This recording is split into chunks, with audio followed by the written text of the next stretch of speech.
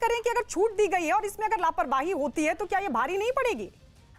देखिए, निश्चित रूप से भारी पड़ेगी। और जो सशर्त छूट दी गई है, एमएचए ने जो गाइडलाइन तय की है, वो गाइडलाइन तय की है राज्यों के अनुरोध की वजह से। राज्यों का अनुरोध था कि शराब के ठेके खोले जाएं और ग्रीन जोन में, ऑरेंज जोन में खोले जाएं, या जैसे हॉटस्पॉट एरिया है दिल्ली, वहां पर भी खोल दिए गए, वो एक अलग विषय है।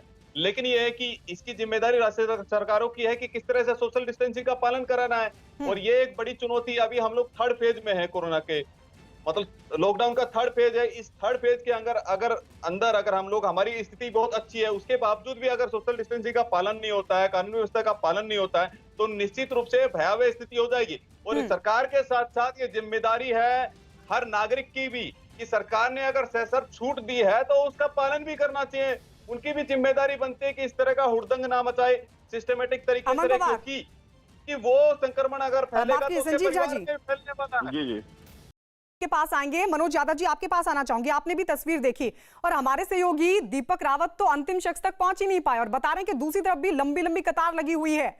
ऐसे में कहां पर चूक आप मानते हैं, किसकी जिम्मेदारी बनती है? देखिए, जिम्मेदारी तो सामूहिक रूप से सभी की बनेगी। राज्य सरकारों की भी उतनी जिम्मेदारी और प्रत्येक नागरिक की भी उतनी जिम्मेदारी है। अगर नागरिक को अगर सशर्त छूट दी गई है तो वो उन्हीं के लिए चीजें छूट दी जा रही है, चाहे वो सब्जी के लिए छूट दी जा रही है, चाहे उनको ऑफिस जाने की छूट दी जा रही है। उनके आर्थिक पहलू को ध्यान में रखते हुए, उनकी रोजी रोटी को ध्यान में रखते हुए सशर्त छूट दी जा रही है। तो हमें चिंता करनी है, हमें अपने हेल्थ के बारे में भी कंसर्न होना है।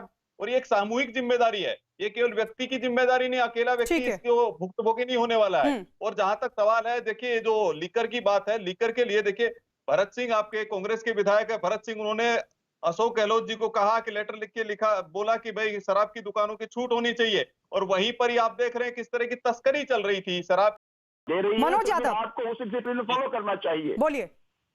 देखिए, सबसे संजीव झा जी बहुत अच्छी बात कह रहे हैं, लेकिन इसमें एक चिंता का विषय ये है कि जिस तरह के विजुअल दिख रहे हैं दिल्ली में, और दिल्ली हॉटस्पॉट है, दिल्ली में 11 के 11 राज्य है हॉटस्पॉट में आए हुए हैं, रेड जोन में आए हुए हैं। तो दिल्ली सरकार को बहुत ज्यादा जल्दबाजी नहीं करनी चाहिए थी, 5-10 दिन और वेट करना चाहिए था, या अगले 17 तारीख तक वेट करना चाहिए था, या 15 तारीख तक का वेट करना चाहिए था।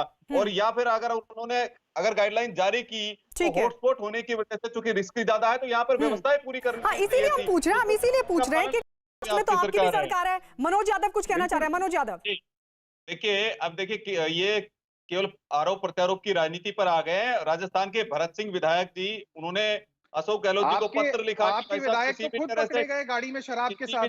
आपके विधायक तो खुद गाड़ी में शराब के साथ पकड़े गए। अधिकारी ब्लैकमेलिंग कर रहे थे। और अगर आपको, मेरा मानना यह है कि केंद्र सरकार ने यदि गाइडलाइन जारी की है, केंद्र सरकार ने रिलैक्सेशन दी क्यों?